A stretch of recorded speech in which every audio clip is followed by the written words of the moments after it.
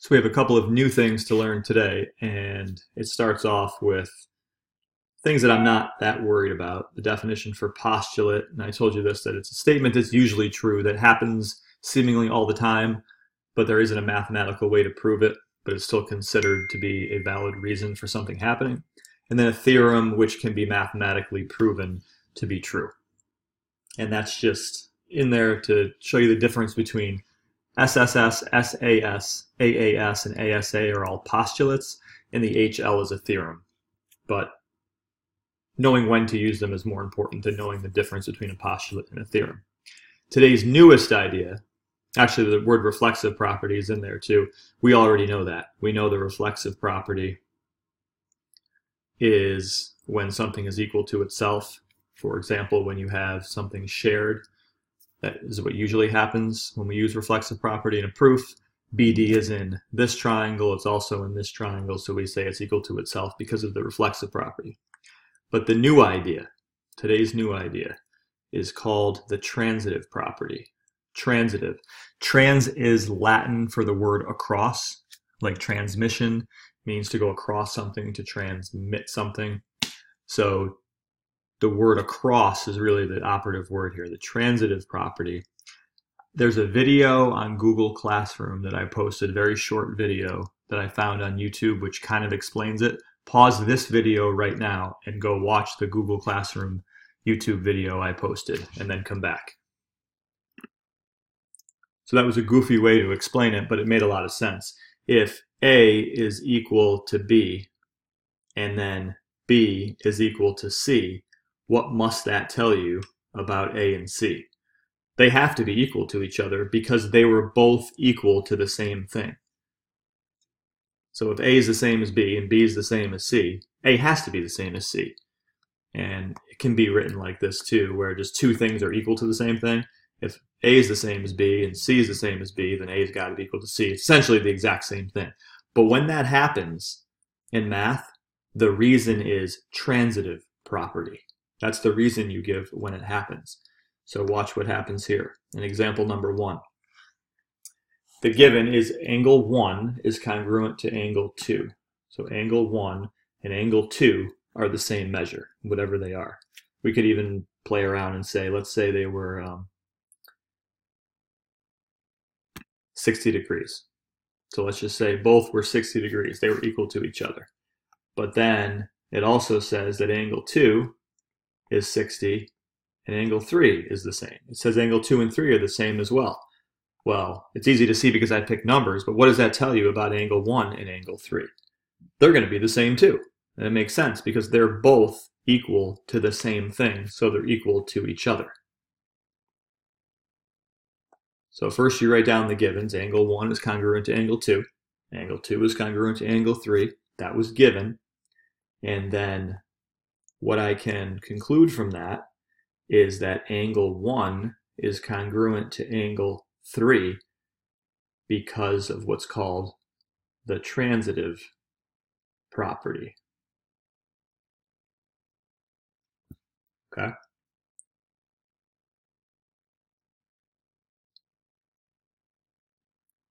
Number 2 is exactly the same thing, except there's a slight difference in the way it reported it. It said it backwards there. Angle 3 is equal to angle 2.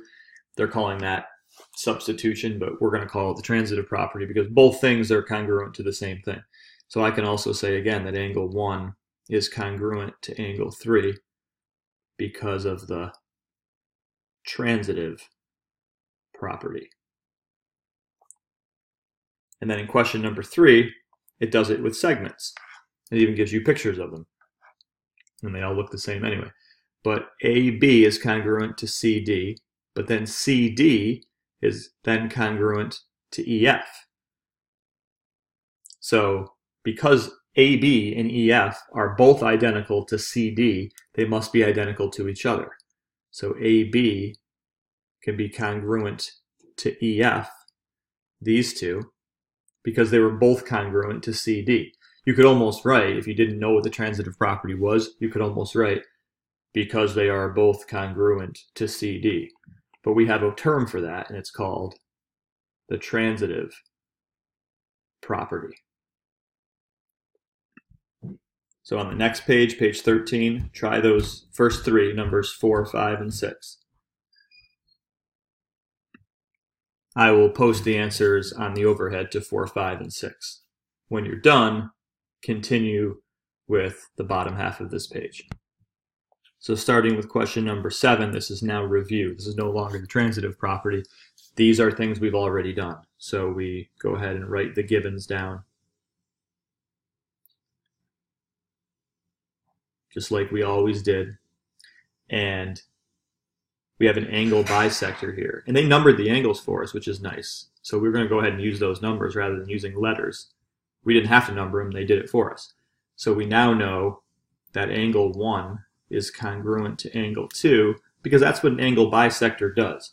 But you don't want to write because that's what an angle bisector does. You want to write an angle bisector divides an angle into two congruent angles. In number 8, I wrote the given that PQ bisects RS at T. So PQ is the bisector of RS. It doesn't say it the other way around. It doesn't say each other. It only says that PQ cut RS in half. So I now know that this is congruent to this. So I'm going to write RT is congruent to ST because a segment bisector divides a segment into two congruent segments. Same exact question on number 9, except it says it in reverse. This time it's the same picture, but it says RS bisects PQ at T. And that's given. So this time RS is the bisector of PQ. So then my next statement would be that those two are the same, because RS was the bisector and PQ got bisected. So you can say PT is congruent to QT for the same reason. Segment bisector divides a segment into two congruent segments. Sorry, my handwriting's so bad there. I guess you'll have to listen to what I say. Number 10, this one says the same picture again, but says each other. So both of these, RS is a bisector of this, and also PQ is a bisector of that. So we know a couple of things now. We know that RS is congruent, sorry about that, RT is congruent to ST, and we also know that PT is congruent to QT. And for both reasons, for both statements, they have the same reason, because a segment bisector divides a segment into two congruent segments. You can cluster them in one line if you want, otherwise you'd have to write that reason twice. I like to use that little bracket if I'm going to use the same reason for both. So for number 11, it only tells us that they're perpendicular. Don't automatically think it says perpendicular bisector. That just says perpendicular. Unless it says perpendicular bisector, it's not one. It's just perpendicular, which means that angle JKL and JKM are both 90, because perpendicular lines form 90-degree angles. In number 3, you can then say that those two angles are congruent. JKL is congruent to JKM because all 90-degree angles are congruent. Okay, number 12, we talked about an isosceles triangle one other time earlier in the week. And if it's an isosceles triangle, it's going to mean, if vertex is O at the top, that means the base angles are going to be the same. So write the given down. The triangle DOG is isosceles and given. And then your second statement will then be that angle D and angle G are congruent. Angle D is congruent to angle G. because base angles of an isosceles triangle are congruent. Okay, skip over 13. I actually noticed I deleted the picture off of mine. I don't find it that useful. Go to number 14, and you're going to copy this statement about parallel lines. And that's given. And parallel, I told you yesterday, anytime you're given parallel as you're given, you're almost always, if not always, going to have alternate interior angles. And they're right here. Angle 1 and angle 2 are congruent, because if that was extended and this was extended, and you remembered this picture from the beginning of the year, you have alternate interior angles. So number 2 is angle 1 is congruent to angle 2. Parallel lines form alternate interior angles. Number 15. All that says, the only thing it says in this whole problem is that they intersect. Nothing fancy. It doesn't say they intersect at 90. It doesn't say that anything's parallel. It just says they intersect. You almost don't even need that wording, because you could look at the picture and say, yeah, I get it. AE and BD intersect at C. I can see that with my eyes. I don't need that word, those words to be up there. But they're there, but that's all that's there. You don't know anything else. So you'd write your givens. And the only other thing you could come up with out of this, there is something, is right here.